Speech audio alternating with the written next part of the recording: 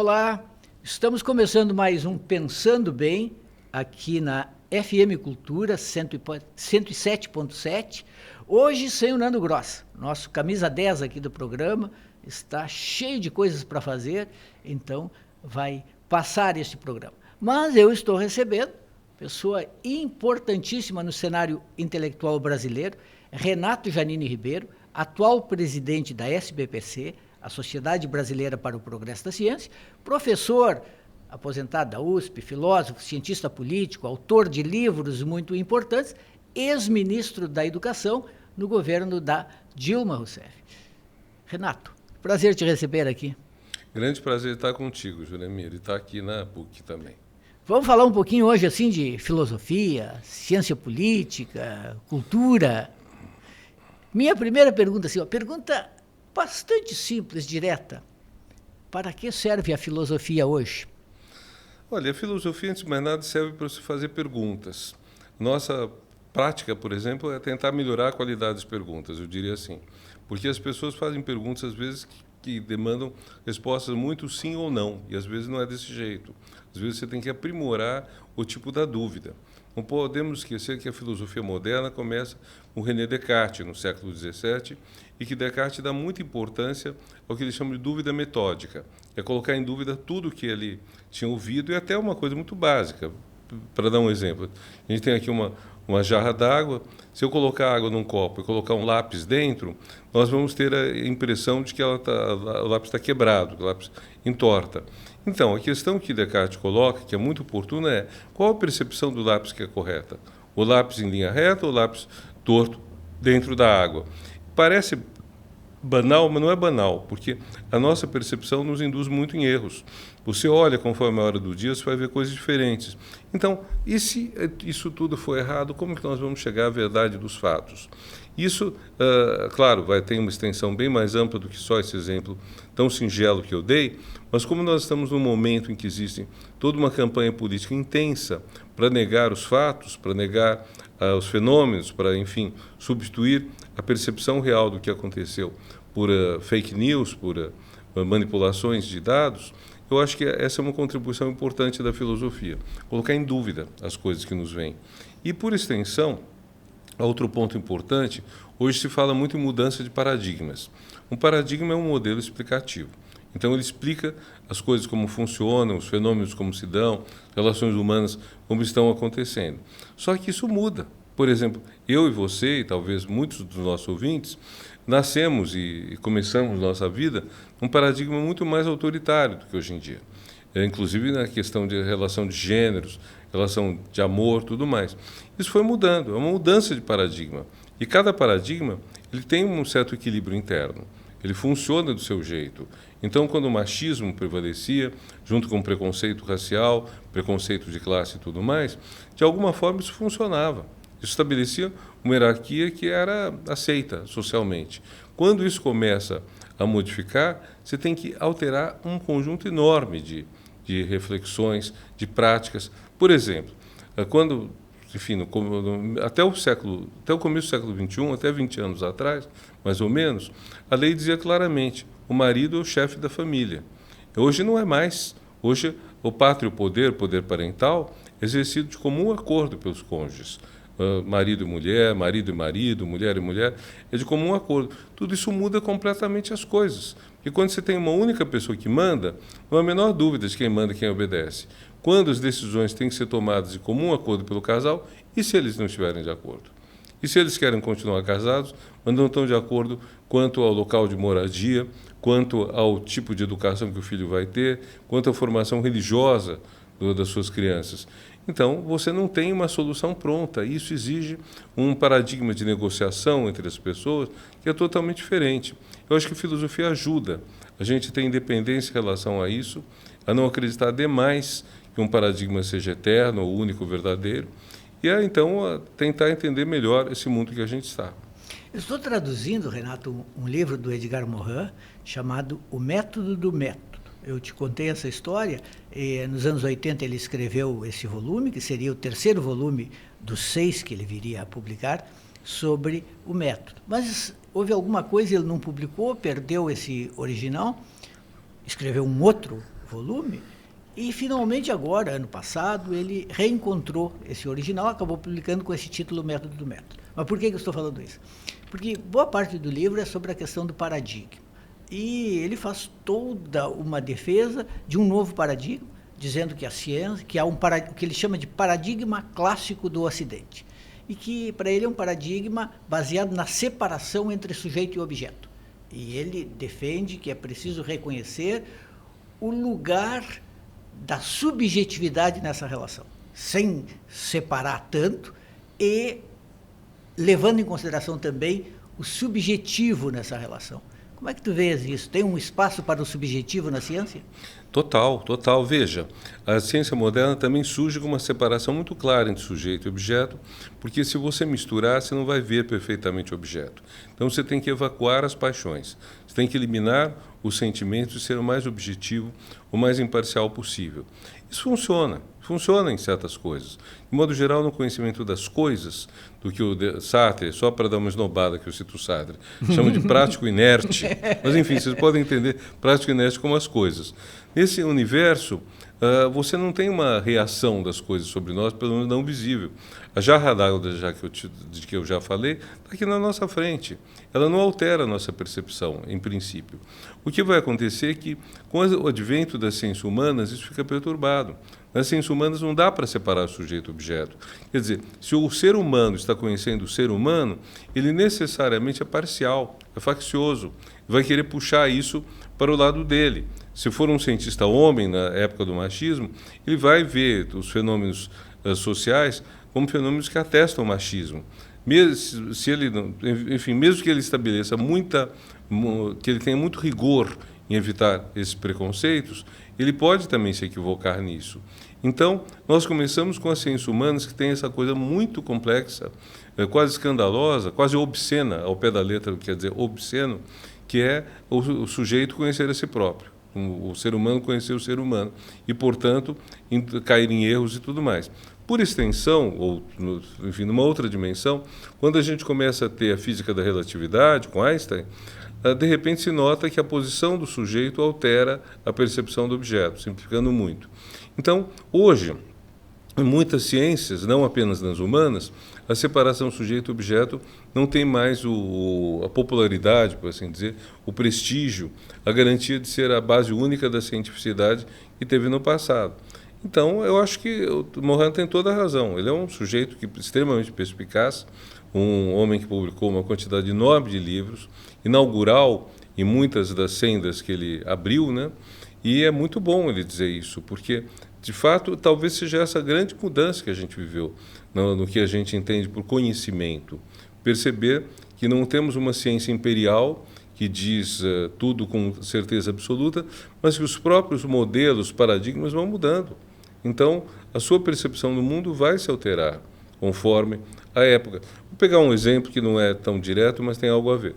A gente discute muito a escravidão e tem um tremendo repúdio a isso. É uma coisa horrível. E a escravidão existiu em todas as sociedades do mundo praticamente até 1800. Faz 200 e poucos anos que ela começa a ser abolida. E, claro, a gente estuda isso como uma vitória de gente muito digna, os abolicionistas, como o sufrágio das mulheres, história de gente muito digna das mulheres, etc. e tal. Mas não é só isso. O fato é que, por volta de 1800, você começa a ter a máquina a vapor. Então, o trabalho mais rude, mais braçal, mais desgastante, não precisa mais ser feito pelo músculo humano.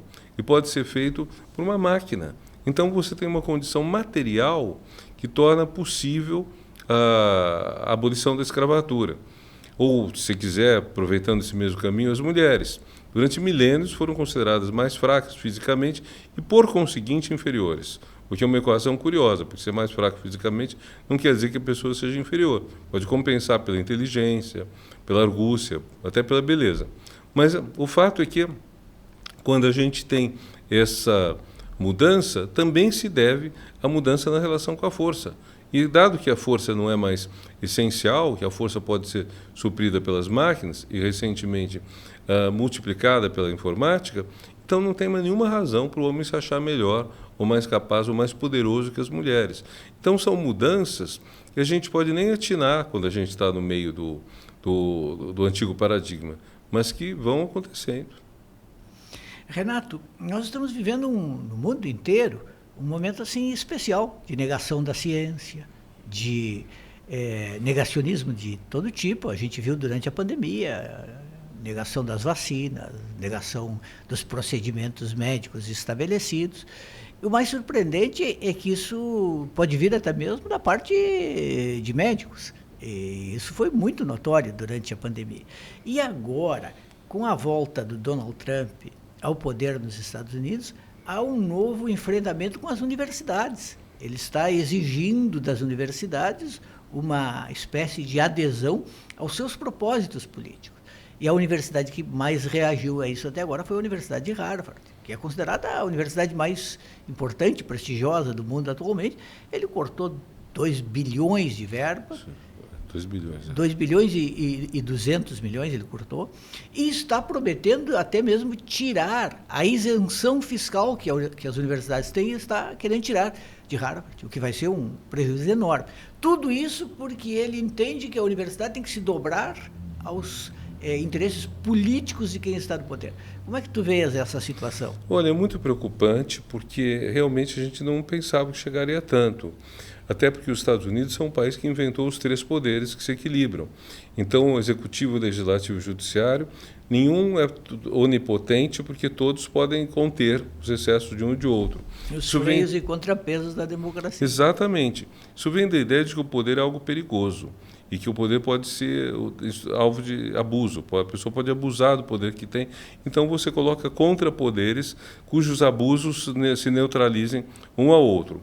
Tudo bem, só que no Brasil nós conseguimos mais contra o negacionismo, contra a tentativa ditatorial do presidente passado, que os Estados Unidos estão conseguindo contra o Trump. Porque ele tem maioria também no legislativo e no judiciário, e não o estão enfrentando. Então, está uma coisa muito preocupante, essa desmedida.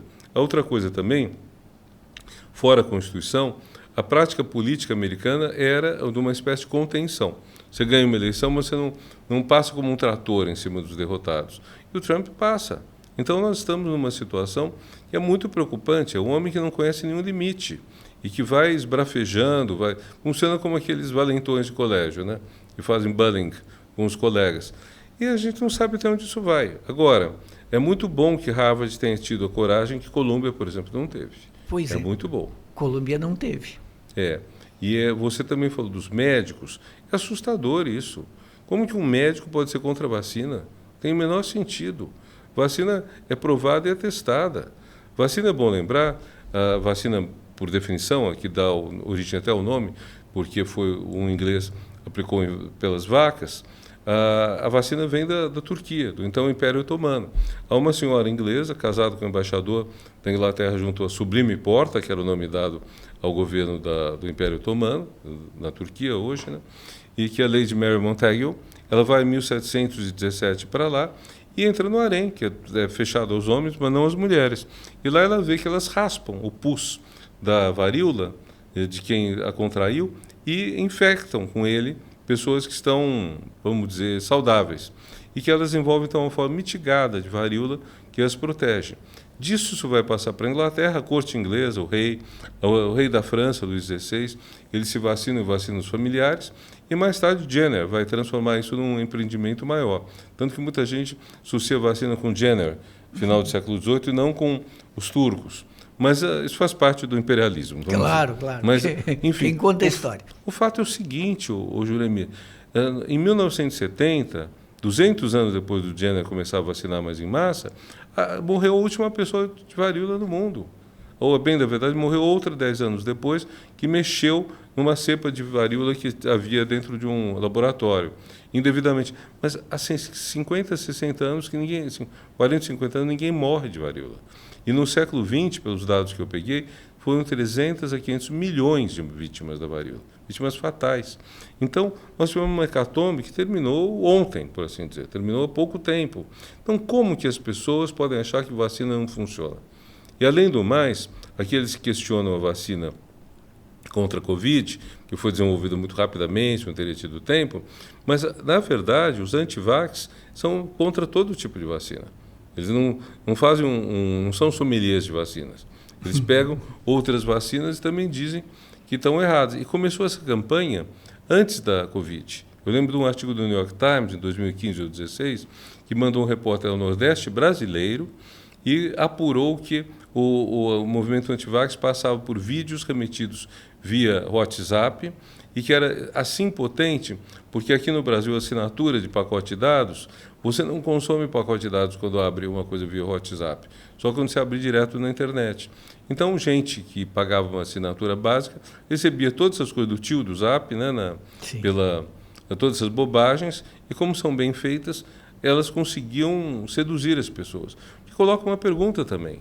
Por que gente, que eu não suponho que sejam necessariamente canalhas ou criminosos, mas se portaram como tais, porque gente se tem prazer em difundir notícias que levam à morte? Então, para mim não faz nenhum sentido. Essa é uma questão interessante, né? Por que é tão fácil acreditar em fake news? Aqui em Porto Alegre, um dia desses peguei um Uber e o motorista me disse o seguinte: o senhor sabe, não é, que morreram muito mais pessoas nas enchentes de maio de 2024 do que está sendo dito.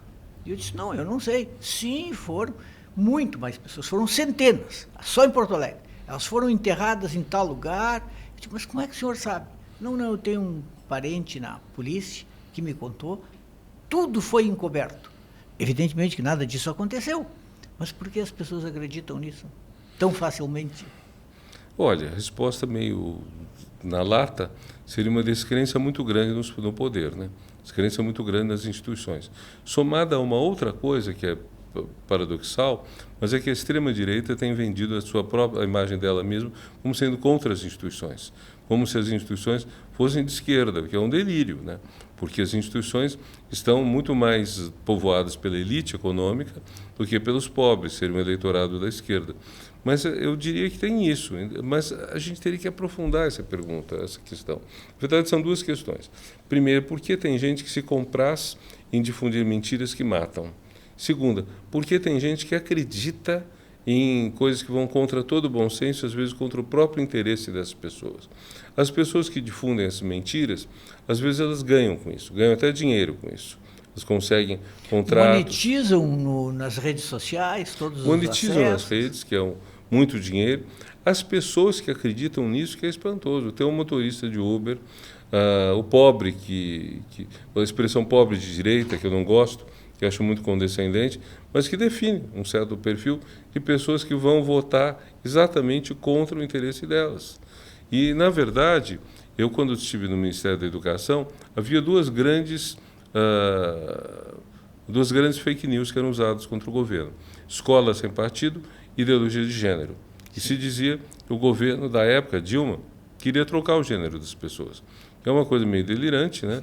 Então, todos os homens vão virar mulheres, todas as mulheres vão virar homens. Todo mundo vai ser obrigado a mudar de gênero. E o que vai mudar isso tudo? Estatisticamente continua o mesmo número.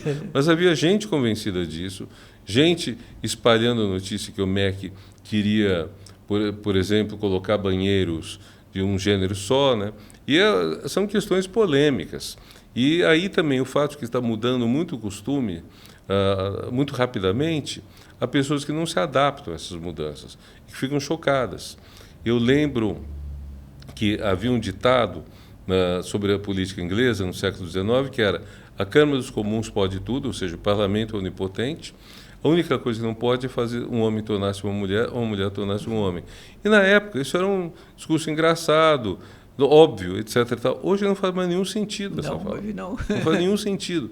Então você imagina uma pessoa que cresceu com identidades muito, vamos dizer, fixas, muito engessadas, como é estar nesse mundo novo, que é difícil. E aí esse povo pode talvez acreditar muito facilmente em fake news.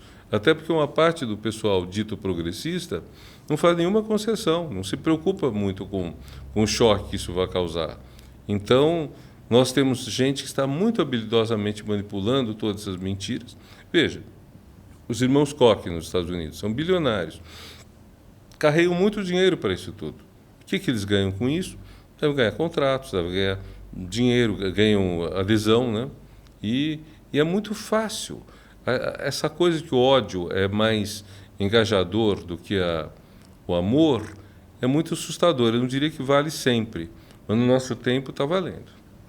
A gente estava conversando até no almoço, antes de vir para cá, sobre inteligência artificial, o papel por exemplo, do GPT em muitas atividades, no jornalismo, na vida acadêmica, na produção de um texto. E a inteligência artificial está tirando o sono de muita gente. Muita gente está contente, dizendo, olha, tem aí um instrumento que ajuda a resolver muitos problemas, mas também há muita preocupação com o futuro de uma série de atividades, que vai do direito, o advogado, passando pelo jornalista, até o professor. Muita gente pensa assim, que olha, tudo vai ser feito pela inteligência artificial.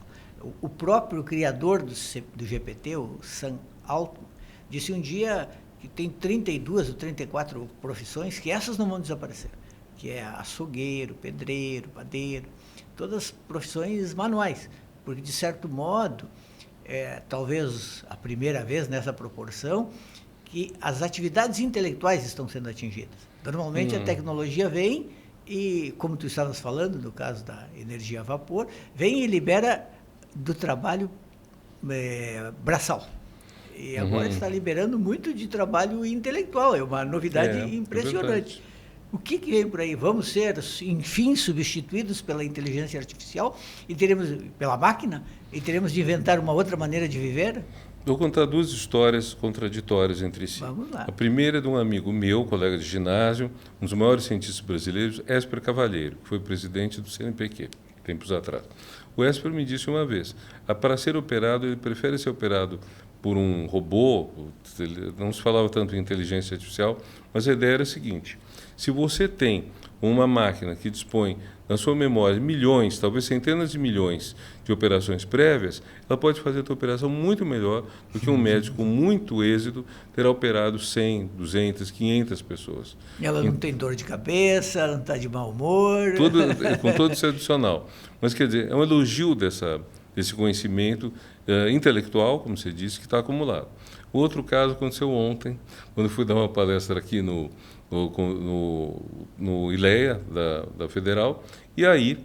Instituto de Letras, né? Convidado pela professora Regina Zilper. Isso, eu fui convidado por ela, quem me apresentou foi o Francisco Marshall, que disse que, dado que o Congresso era sobre Direito e Literatura, ele perguntou onde eu tinha tratado Direito e Literatura, e aí saiu, que foi na minha posse na Academia Brasileira de Letras, em 2022, na cadeira 35, que teve tais e tais predecessores, e que eu falei tais e tais coisas, que o link era esse. Coisa que nunca aconteceu, Guilherme, nunca. Então... Tu és membro da Academia Brasileira de Letras. Não sou.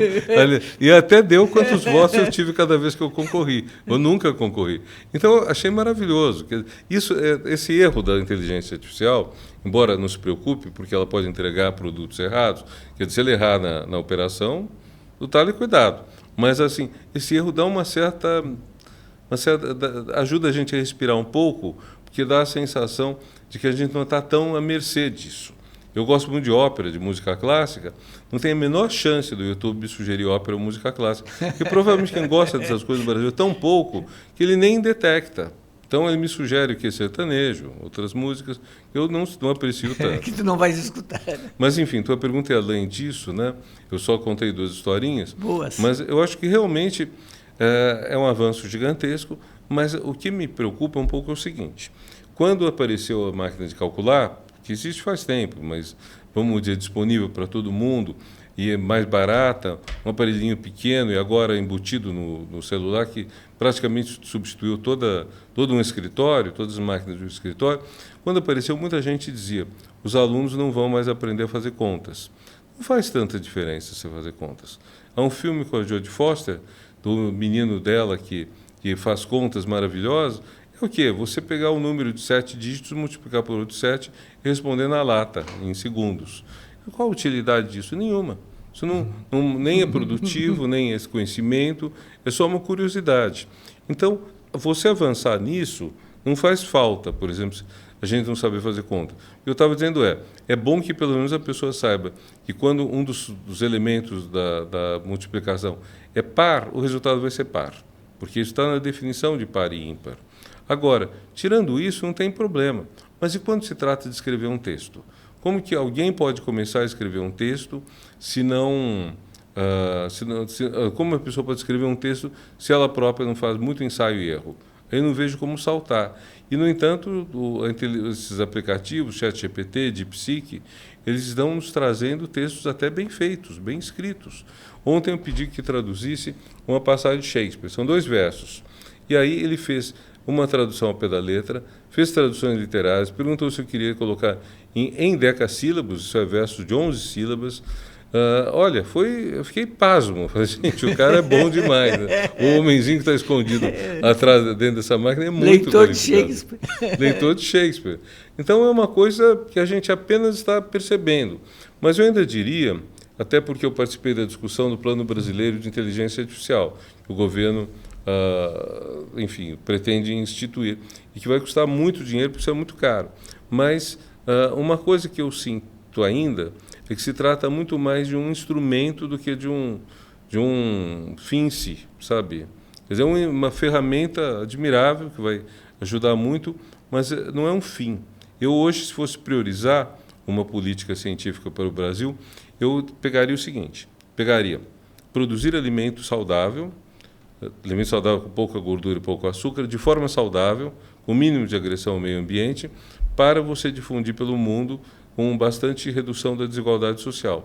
Eu acho que você conseguiria juntar várias pautas, pauta ambiental, pauta da saúde, pauta da desigualdade social e pauta das exportações. Você conseguiria juntar várias numa só. Eu colocaria a inteligência artificial como uma ferramenta maravilhosa, mas não colocaria como, vamos dizer, a meta do Brasil, a meta do governo.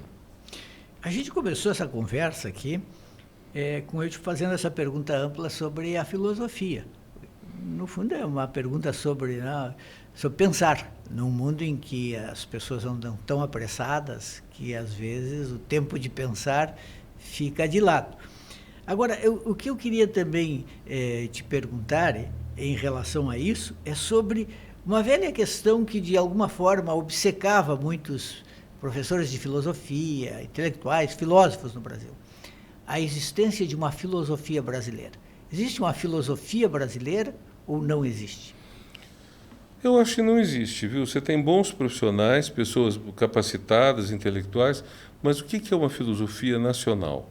Eu posso entender de 2 maneiras. Ou você tem gente em número suficiente fazendo discussões sobre qualquer assunto que seja, mas que formam uma comunidade que produz, que desenvolve o que está fazendo, etc. e tal, e propõe coisas novas.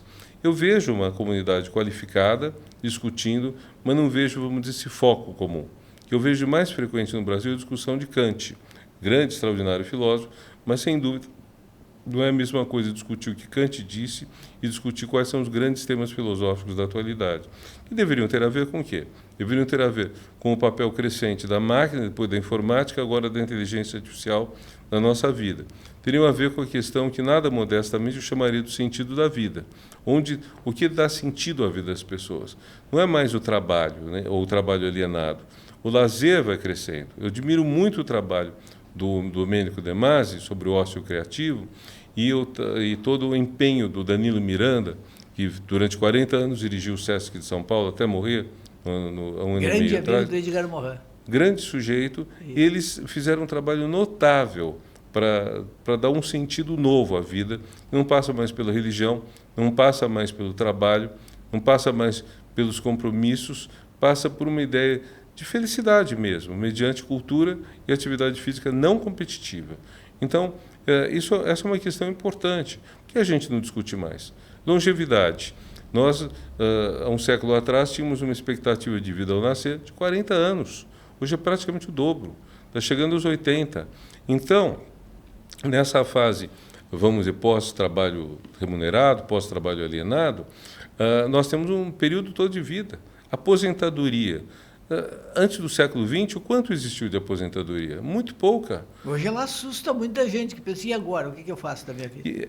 São dois sustos. Um é o susto que a mídia propala, que é quem vai pagar tudo isso. Ele apavora as pessoas, tentando convencê-las a morrerem antes de se aposentarem.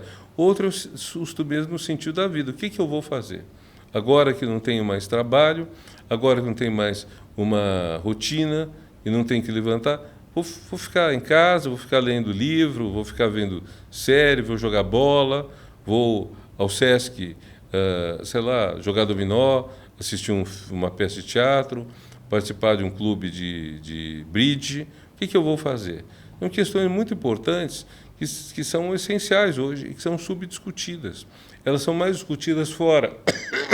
E eu acho pena que o pessoal da minha área é mais capaz de discutir essas questões se elas forem discutidas na França, ou Alemanha ou Estados Unidos antes de chegarem aqui, e você puder citar os autores desses países, do que chamarem a si, colocar essas questões e discutir aqui.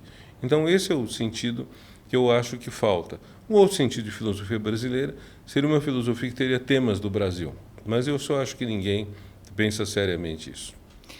Tu foste, além de ministro da Educação, tu foste diretor de avaliação da CAPES, que é um cargo importante na avaliação dos programas de pós-graduação do país. O Brasil, nas últimas décadas, teve um boom de pós-graduação. A área da comunicação, na qual eu trabalho, tinha 6 programas de pós-graduação em comunicação, hoje tem 100. Então, foi um avanço extraordinário. E nessa área tem um aspecto que eu sempre acho interessante, que diz respeito às ciências humanas, que é o lugar do livro nisso tudo. A própria filosofia, ela se disseminou através de livros. A gente continua lendo livros de filósofos franceses, alemães, italianos, coreanos e tudo mais. Mas hoje é uma discussão sobre se o livro ainda seria um bom veículo de difusão de conhecimento científico. O lugar ideal hoje seria o periódico, a revista acadêmica, onde acontece, antes da publicação, uma revisão, uma avaliação por pares daqueles artigos. O livro tem o problema de que ele só vai ser avaliado depois, porque não tem como avaliar na ponta inicial.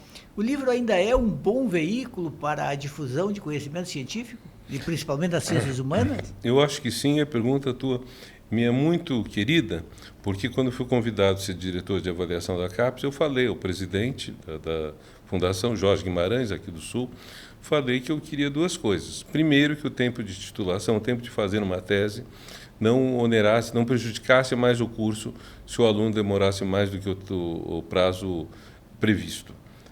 Porque não causa mal a ninguém, mas era uma coisa que prejudicava os programas. E a segunda foi justamente o prestígio dado ao livro, porque nas áreas de ciências exatas e biológicas publica-se em periódicos há muito tempo. E esses periódicos têm toda uma cultura de avaliação, que é o fator de impacto, que eu não vou aborrecer os ouvintes detalhando, mas que é uma coisa que mede quanto que um artigo foi citado em outras publicações e, portanto, quão bom, quão eficaz, quão produtivo ele é na gestação de conhecimento. Humanas não tem periódicos na mesma dimensão, foram crescendo, mas não tem tanto, e a gente gosta de fazer livros, gosta de escrever livros. É uma cultura que não deve ser extirpada, e esse é um ponto que eu deixei muito claro enquanto fui diretor, que não cabe aos pesquisadores se adequarem a regras baixadas de fora.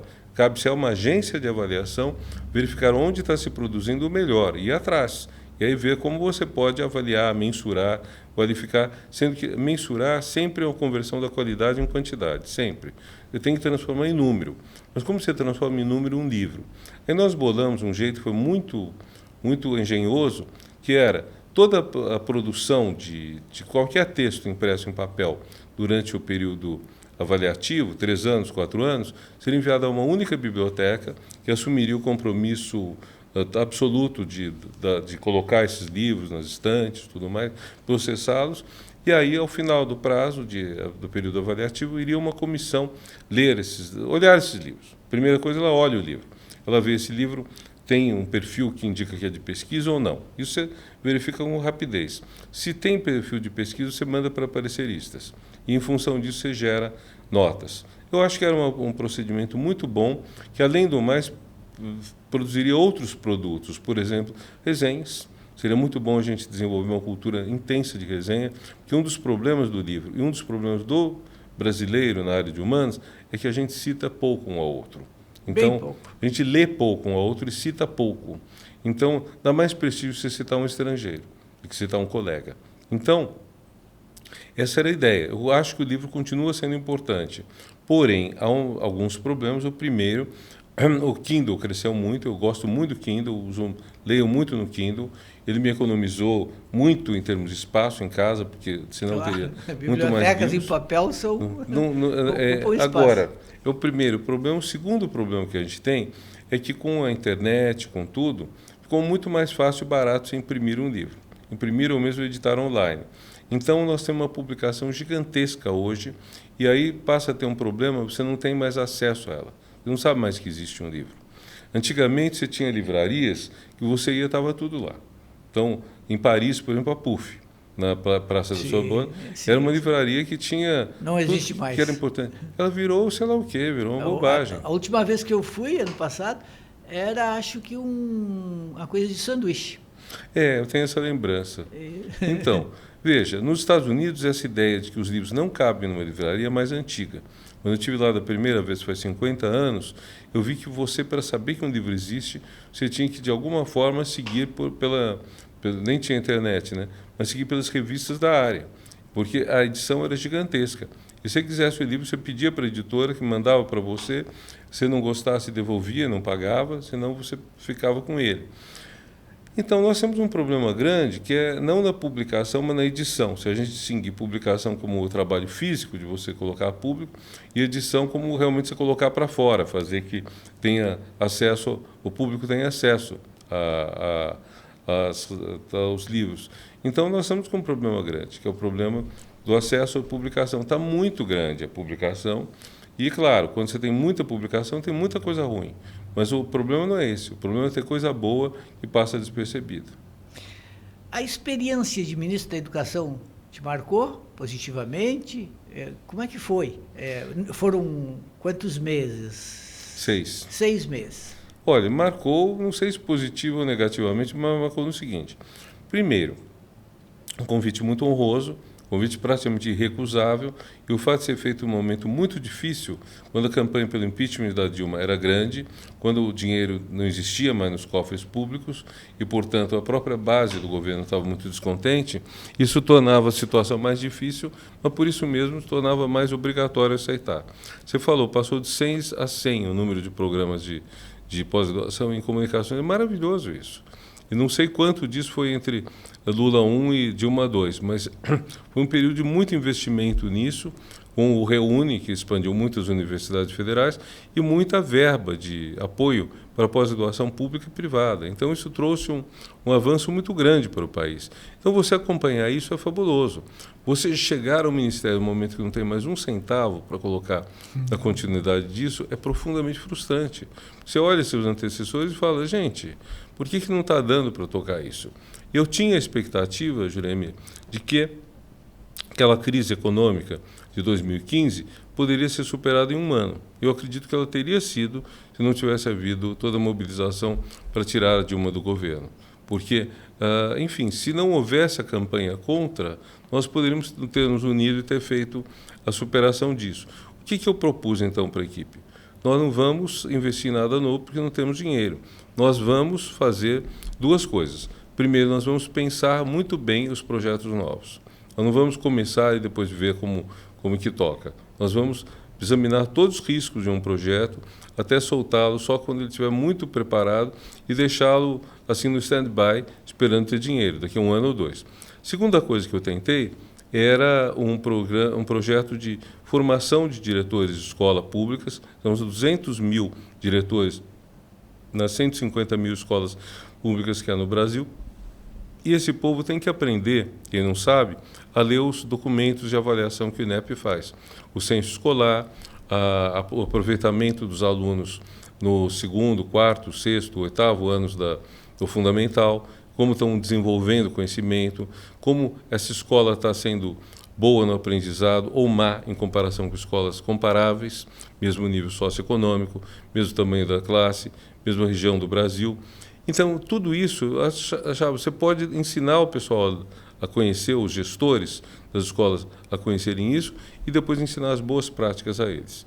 Isso eu preparei no final da minha gestão e, como eu saí, como fui exonerado, né, não teve continuidade, que eu acho pena. Então, é uma situação que você vê que você pode fazer coisas, mas que se não tiver dinheiro e apoio político é muito difícil. Hoje tu és presidente da SBPC, que é uma entidade com muito prestígio. Eu acho que no meio científico é a que mais tem prestígio. O que tu consegues fazer na SBPC? Quais são as pautas principais? Onde é que tu focas o teu trabalho como presidente da SBPC? Olha, eu entrei em meados de 2021.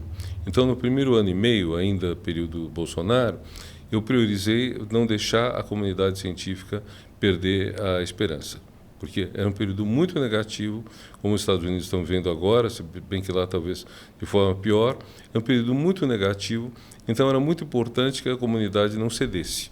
Então, foi um empenho que eu coloquei de dizer, bom, nós vamos lutar para conseguir mais recursos, nós vamos fazer movimentações. Como é difícil você mobilizar o pessoal, eu criei as jornadas. A jornada era o quê? Era você marcar o dia tal para protestar ou defender determinada coisa. E você dizer, cada grupo, cada universidade, cada associação docente, cada associação científica, cada grupo de estudantes que quiser fazer um evento, manda para o nosso site, a gente faz tudo durante esse dia. Então, isso manteve um certo ânimo das pessoas. Depois que terminou o Bolsonaro, nós nos empenhamos em fazer propostas e cobrar do governo, não só o que prometeu na campanha, mas cobrar do governo o que é necessário para a educação, ciência, sobretudo, mas também saúde, meio ambiente e tudo mais. Então, é o que a gente tem feito. E nisso daí, sempre a mobilização é o nosso forte. A gente tem 160 sociedades científicas afiliadas à SBPC, a gente as mobiliza. A gente chama as pessoas para participarem de eventos, fazer projetos, etc. Mas não é fácil. Não é fácil porque você tem tudo. Você tem, primeiro, o negacionismo que emplacou no Brasil, deitou raízes pesadas. Segundo, você tem também, por parte de alguns membros da comunidade, expectativas irreais. Pessoas que acham que é só falta de vontade política que faz determinadas políticas não emplacarem, quando às vezes é o vil metal mesmo que está faltando, é dinheiro. Então, é isso que é a luta lá dentro.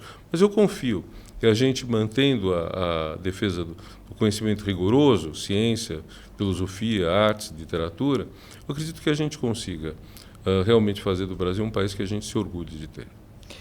Tem muita gente preocupada com o Brasil, não só pelo negacionismo, mas também pelo que acontece na cultura. Talvez seja um pouco de nostalgia, sabe? Do tipo, houve um tempo em que o Brasil era muito criativo, teve grandes compositores na música, Chico Buarque, Caetano Veloso, e todos esses outros que estão agora na casa dos 80 anos. E, bom, e agora o que temos? Uma análise, olha, temos criatividade em outros gêneros, temos o funk, temos o rap, são outros gêneros. Talvez tenha um pouco de nostalgia de uma era de ouro perdido. Por outro lado, tem essa ideia também de que nós não estamos mais produzindo nomes tão impactantes como antes. Ou estamos. E também tem uma preocupação muito grande de parte da intelectualidade com o chamado identitarismo. O identitarismo existe, é uma ameaça ou é uma reação à perda de privilégios? Bom, vamos por partes. Quer dizer, primeiro, sobre o identitarismo. Sem dúvida, nós temos uma história de racismo e de todos os tipos de preconceito, contra a mulher, contra gay, contra toda a maior variedade. E é muito bom estar vendo espaço de abertura, é muito bom a gente ouvir novas vozes, isso é muito importante. O problema é que em certos meios esses tornaram-se os únicos discursos aceitáveis.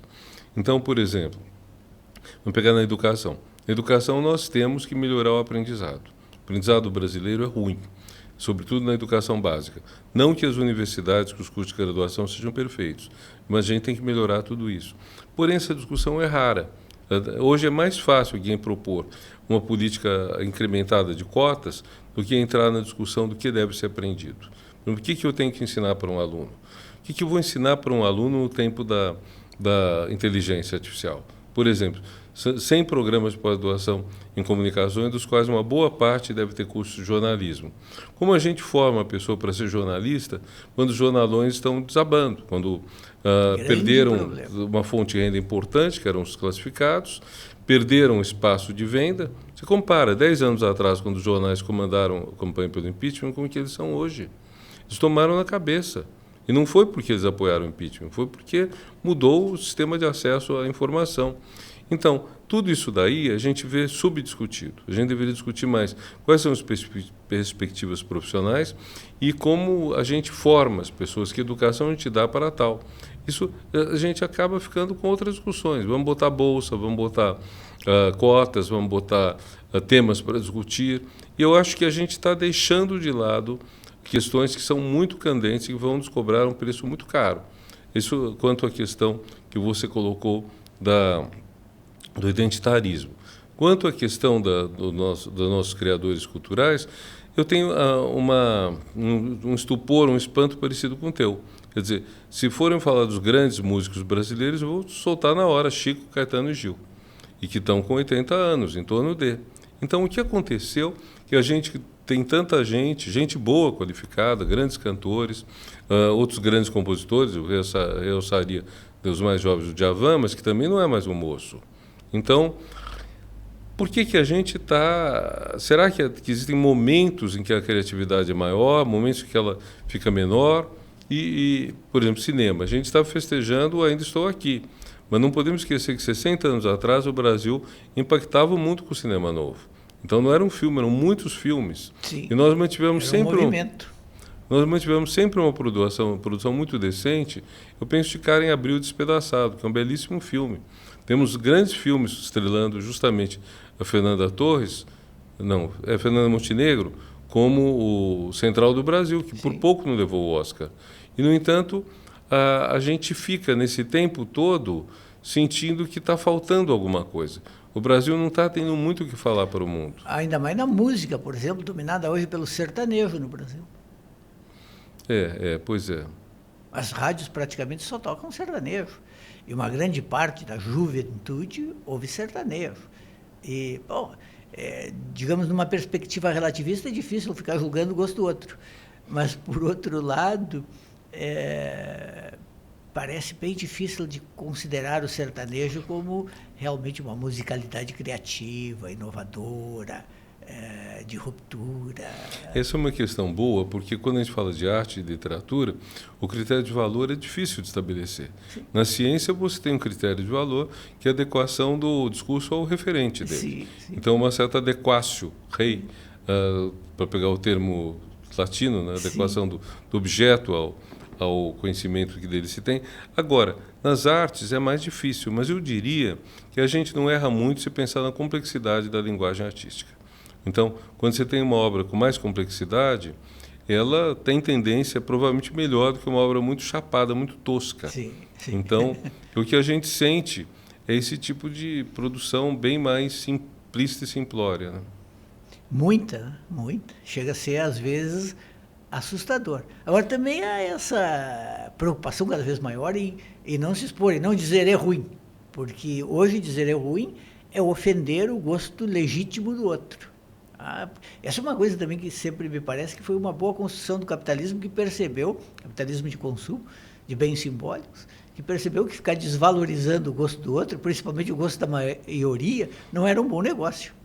Tem toda a razão. Quer dizer, na verdade, a gente diria, e o risco de ser elitista é muito grande, que é o mercado, né? O mercado que está destacando os artistas hoje, né? Isso complica. Eu lembro uma situação engraçada, no tempo do Collor, a Folha foi atacada pelo Collor, né? E aí um jornalista que hoje mora aqui perto, em Florianópolis, meu amigo, José Geraldo Couto, escreveu uma carta para ele dizendo: olha, gente, vocês têm minha solidariedade, mas devo dizer que vocês são em parte culpados, porque no suplemento literário da Folha, que eu não lembro que nome tinha, se já era Aliás ou qual era o nome, vocês disseram que vamos tratar o livro como mercadoria. Quando vocês vão tratar o livro como mercadoria, o que sobra? Quer dizer, sobra uma discussão de qualidade ou só vai discutir os livros que foram mais vendidos? Então, na música, você vai pegar só os que vendem mais discos, os que dão mais shows, ou você vai pegar aquilo que realmente tem uma linguagem mais elaborada e mexa mais com a psique das pessoas, que, enfim, expanda o universo? Eu tenho tendência a pensar que a qualidade nas artes e literatura eu associaria com a abertura para o mundo que ela proporciona. Quer dizer, com uma obra de arte, você sai diferente de como entrou do contato com uma obra de arte, e essa diferença te tornou uma pessoa mais, vamos dizer, mais tolerante, mais conhecedora da diversidade do mundo, eu tenderia a pensar assim, viu? Muito interessante. Eu me lembro quando eu era um jovem repórter aqui no jornal Zero Hora de Porto Alegre, o pessoal que fazia música, que eram muito bons, eles conheciam tudo de música, mas principalmente na época o rock ainda era muito forte e tal. E eles não tinham muito interesse, assim, por exemplo, pelo sertanejo. Eu acho que eles estavam com razão. Mas o jornal, aos poucos, começou a dizer, não, mas tem um público. Se uma dupla sertaneja importante vem fazer um show em Porto Alegre, ela tem que ser capa do caderno. Pois é. Porque o mercado comanda, e porque o jornal precisa estar conectado com esse público, porque é um empreendimento comercial. E aí tudo gira em torno do comercial. Interessante, o Stendhal tem um belo artigo que eu gosto muito, chama-se A Comédia é Impossível, em 1837. É o ano em que ele escreve o artigo. E aí ele diz o seguinte, ele vai ao teatro, eu gostava de ir ao teatro, e ver um momento que as pessoas riam. E anotava na obra que ele estava assistindo esses pontos. E notou que não havia mais um riso em uníssono. Havia pessoas que riam num momento, outras que riam em outro momento. E ele diz, o barão fulano de tal, inventa um nome, o barão fulano de tal, que é um novo riche, um cara que é recém-enobrecido, rico novo, ele não ri no mesmo momento que eu. Eu que tenho mais cultura, eu vejo que ele não ri na mesma hora. Então a comédia fica impossível, porque não tem uma gargalhada gostosa e contagiosa. E aí ele diz, mas os filhos dele vão rir. Quer dizer, qual a expectativa do Stendhal? A expectativa é que o gosto se adquire. Então vai mudar. Hoje eu não sei se eu apostaria nisso. Eu não sei se daqui a 20, 30 anos, 50 anos, os filhos dos como chama, os boys dos cowboy boys, vamos dizer assim, se eles vão realmente ter um gosto mais apurado. Eu não sei. Essa questão ela é bem difícil e preocupante. Mas tem aqueles críticos, assim, considerados conservadores, me lembro do Roger Scruton, o Alan Finkielkraut na França, o Alan Bloom nos Estados Unidos, dizendo a cultura está em decadência e não se está conseguindo colocar nada de precioso no lugar, há um afundamento do bom gosto, etc. Pois é. Renato Janine, estamos chegando ao final do programa, queria te agradecer e, para finalizar, essa pergunta. Tu vens com frequência ao Rio Grande do Sul? Gostas aqui do Rio Grande do Sul? Gosto muito, mas já fazia um tempo que eu não vinha. Eu acho que a última vez que eu vim, a memória pode estar me pregando alguma peça, mas acho que foi logo antes da eleição de 2022, que eu fui para Bento Gonçalves dar uma palestra. E tive um prazer muito grande de ser levado por meu amigo Luiz Carlos Bombassaro a visitar vários vinhedos, o que foi um grande prazer para os lábios e para o palato da boca. Né? Mas, enfim, é um estado que eu gosto muito, é um estado do qual eu tenho lembranças excelentes e tenho amigos queridos aqui. Eu fico muito feliz de estar com um deles. Obrigado, Renato. Volte sempre. Estamos chegando ao final do nosso Pensando Bem, gravado sempre aqui na ProHub, na Famecos, nessa parceria que a gente faz com a revista com o Grupo Matinal, a revista Parentes, a Famecos, a ProHub e a Cultura, a nossa Cultura FM. Nós voltamos na próxima semana, aí já com a presença do Nando Gross. Até lá.